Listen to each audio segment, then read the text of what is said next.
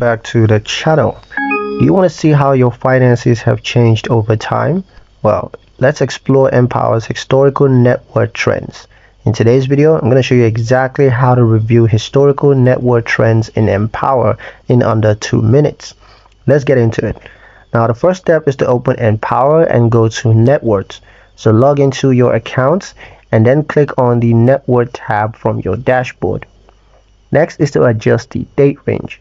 Use the date filter to select a custom period, could be monthly, yearly, or even all time. And next is to read the trend graph. Empower displays a line graph, which of course is going to show your net worth at each point in time. So just look for peaks and dips to understand major changes. Next is to investigate changes.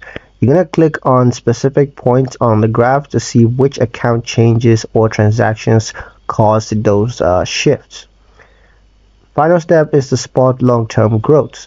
You're going to compare your earliest and latest value to see your overall progress and also to identify if you're on track with your goals. And that's how you review your financial history in Empower.